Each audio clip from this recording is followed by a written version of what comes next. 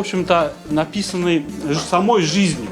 Там живые люди со своими чувствами, претензиями, обидами, какими-то там надеждами приходят в этот суд, судятся друг с другом.